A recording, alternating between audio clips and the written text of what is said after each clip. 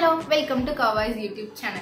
இன்னைக்கு நம்ம சேனல்ல என்ன வீடியோ பார்க்க போறோம்னா saree ப்ரீப்ளீட்டிங் பண்றது எப்படி அப்படினு வந்து பார்க்க போறோம். ஏன்னா நான் வந்து ஒரு ஃபங்க்ஷனுக்காக கிளம்பிட்டு இருக்கேன். சோ பேக்கிங்லாம் நடந்துட்டு இருக்கு. என்னோட saree வந்து ப்ரீப்ளீட் பண்ணி வைக்க போறேன். Why not நம்ம வந்து அந்த வீடியோவை எடுத்து போஸ்ட் பண்ண கூடாது அப்படினு சொல்லிட்டு தான் இந்த வீடியோ வந்து நான் எடுத்துட்டு இருக்கேன். சோ நான் என்னோட saree எப்படி ப்ரீப்ளீட் பண்றேன் அப்படிங்கறத இந்த வீடியோல நம்ம பார்க்க போறோம். வாங்க வீடியோக்கு போலாம்.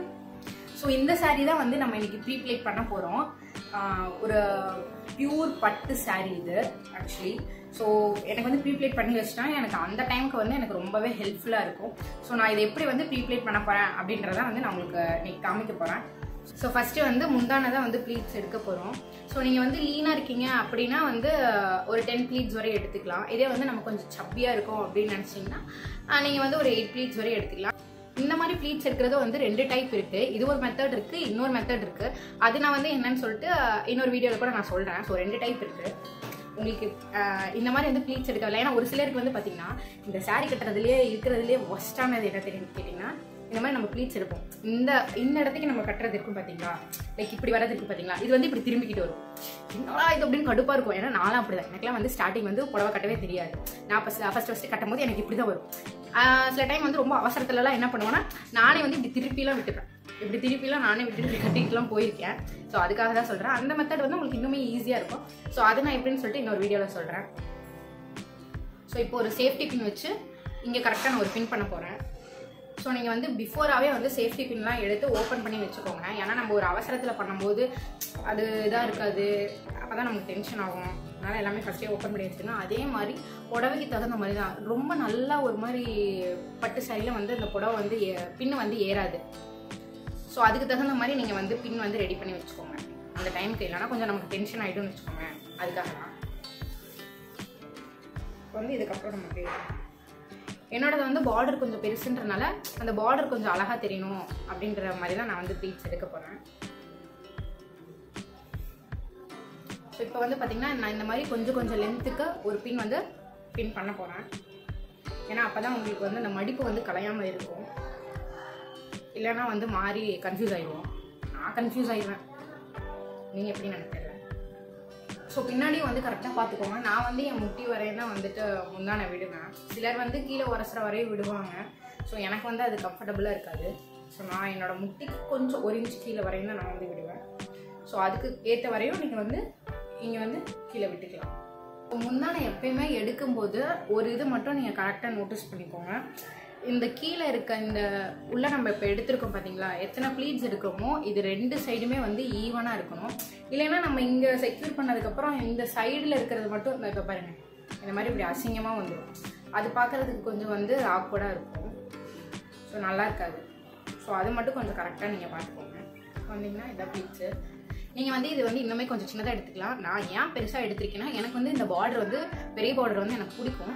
ஸோ இந்த மாதிரி கட்டும்போது கொஞ்சம் நல்லா இருக்கும் வைங்களேன். இந்த மாதிரி கட்டி நான் ஜுவல்ஸ்லாம் போடும்போது எனக்கு கொஞ்சம் நல்லாயிருக்கும். இந்த பார்டர் தெரியறதுக்காக தான் நம்ம இந்த மாதிரி சாரீ எடுப்போம், பெரிய பார்டர் வேணும்னு சொல்லிட்டு. ஸோ அந்த ஒரு ரீசனுக்காக தான் நான் வந்து கொஞ்சம் இந்த அளவுக்கு வந்து ப்ளீட்ஸ் எடுத்திருக்கேன். நீங்கள் உங்களுக்கு எப்படி வேணுமோ அதுக்கு தகுந்த மாதிரி நீங்கள் வந்து ப்ளீட்ஸ் எடுத்துக்கலாம். இப்போ நெக்ஸ்ட் ஸ்டெப் பார்த்தீங்கன்னா இடுப்பு கிட்ட வர ப்ளீட்ஸ் தான் வந்து எடுக்க போகிறோம். அதுக்கு இந்த மாதிரி எடுத்துக்கோங்க. எடுத்துகிட்டு ஃபஸ்ட்டு நீங்கள் வந்து உங்களோட சைஸுக்கு தகுந்த மாதிரி நீங்கள் வச்சு பார்த்துக்கலாம். இப்போ உங்களுக்கு நீங்கள் வந்து எப்படி பண்ணிக்கணும் நமக்கு வந்து தெரியும். இந்த அளவுக்கு எனக்கு வந்து டைட்டாக இருந்தால் போதும். இல்லை ஒரு சிலர் வந்து ரொம்பவே டைட்டாக கட்டுவாங்க, ஒரு சிலர் வந்து கொஞ்சம் லூஸாக தான் கட்டுவாங்க. இடுப்பு கொஞ்சம் இறுக்கிடும் அப்படின்னு சொல்லிட்டு லூஸாக தான் கட்டுவாங்க. ஸோ உங்களுக்கு எவ்வளோ டைட் வேணும் அதுக்கு தகுந்த மாதிரி நீங்கள் இப்போ கரெக்டாக எனக்கு வந்து இவ்வளோ இருந்தால் போதும். ஸோ நான் வந்து இந்த இடத்துக்கு அந்த மார்க் தெரியணும் அப்படின்னு சொல்லிட்டு இந்த இடத்துக்கு நான் வந்து சேஃப்டி பின் வந்து பின் பண்ண போகிறேன். ஸோ நெக்ஸ்ட் ஸ்டெப் என்னன்னு பார்த்தீங்கன்னா மடிப்பு எடுக்கிறதுக்கு 2 சைடும் நம்ம பேலன்ஸ் பண்ணி தான் வந்து மடிப்பு எடுப்போம் இப்படி. அப்போ நம்ம வந்து இந்த சைடு வந்து நம்ம எங்கே ஸ்டார்ட் பண்ணோம் அப்படின்னு சொல்லிட்டு நம்ம வந்து பின் பண்ணிட்டோம். ஸோ இந்த சைடு வந்து நம்ம எங்கே ஸ்டார்ட் பண்ணோம் அப்படின்னு சொல்லிட்டு நமக்கு தெரியாதுல்ல. ஸோ அதுக்கு வந்து பின் பண்ணுறதுக்காக இப்போ எடுத்துக்கிறேன். இந்த இடத்துல வந்து எந்த அளவுக்கு உங்களுக்கு லூஸ் இருக்கணும், இல்லை ஒரு சிலர் வந்து நல்லா டைட்டாக வியர் பண்ணுவீங்க. ஸோ எந்த அளவுக்கு வந்து லூஸ் இருக்கணும் அப்படின்னு சொல்லிட்டு டைட்டாக இருக்கணும் அப்படின்னு சொல்லிட்டு பார்த்துட்டு அதுக்கு தகுந்த மாதிரி இப்போ நம்ம இந்த இடத்துக்கு ஒரு பின் வந்து பின் பண்ணுவோமா. ஸோ அதை ஒரு மார்க் வச்சு நீங்கள் வந்து ஒரு பின் பண்ணிக்கோங்க. இப்போ இந்த எட்ஜில் இருந்து இந்த எட்ஜ் ஃபுல்லாகவே வந்துட்டா எனக்கு வந்து இப்போது நான் மடிப்பு எடுக்கணும். ஸோ அது வந்து நான் எப்படின்னு எடுக்கணும்.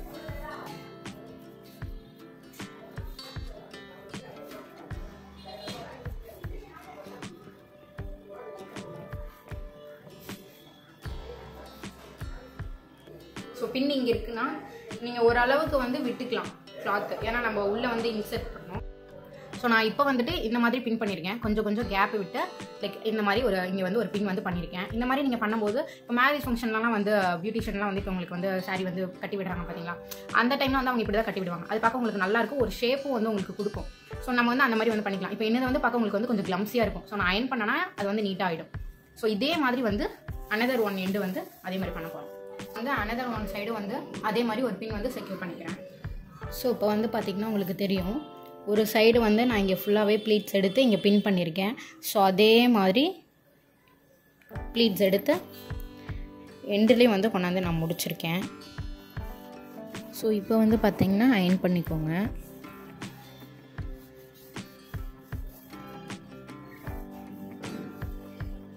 அண்ட் இப்போ வந்து இந்த முந்தான பார்ட்டையும் வந்து நான் அயன் பண்ணிக்க போகிறேன்.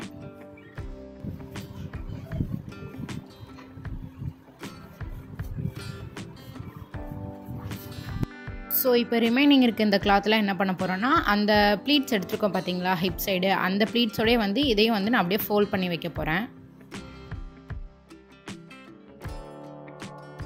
இப்போ அகைன் நம்ம என்ன பண்ண போகிறோம்னா, சாரியை வந்து நான் திருப்பிக்கிறேன். நீங்கள் வந்து பிஃபோராக நம்ம ஃபோல்டிங் பண்ணோம் பார்த்தீங்களா அந்த ஹிப் சைடு, இது நீங்கள் வந்து அதை வந்துட்டு திருப்பின மாதிரியே வச்சு நீங்கள் பண்ணலாம்.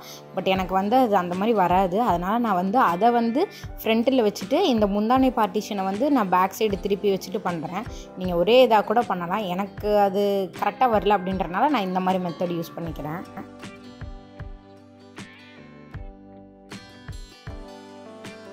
ஸோ இப்போ என்ன பண்ணிக்கிறீங்கன்னா, இந்த முந்தான பார்ட் இருக்குல்ல, இந்த முந்தான பார்ட்லேயும் கொஞ்சம் வந்து ப்ளீட்ஸ் வந்து உள்ளே வந்து இதே மாதிரி ஃபோல்ட் பண்ணி வச்சுக்கோங்க. இப்போது ஒரு சைட் ஆஃப் பார்ட்டிஷன் வந்து கொஞ்சமாக வந்து ஒரு சைட் ஆஃப் பார்ட்டிஷன் வந்து இப்போ வந்து லைட்டாக வந்து மடித்து விட்டுக்கோங்க இந்த அளவுக்கு. ஓகேங்களா? நெக்ஸ்ட்டு இதே மாதிரி அனதர் சைடும் இதே மாதிரி கொஞ்சமாக மடித்து விட்டுக்கோங்க.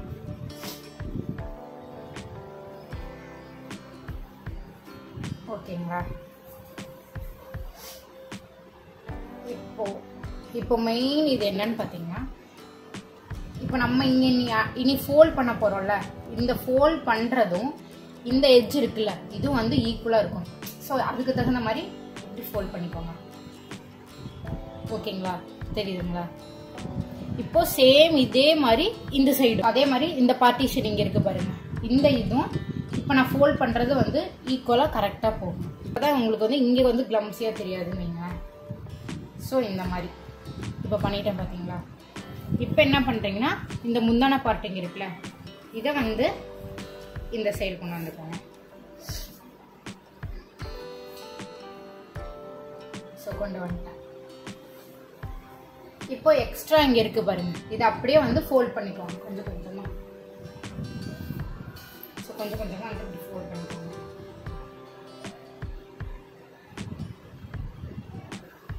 ஸோ இதை வந்து என்ன பண்ணுறீங்கன்னா,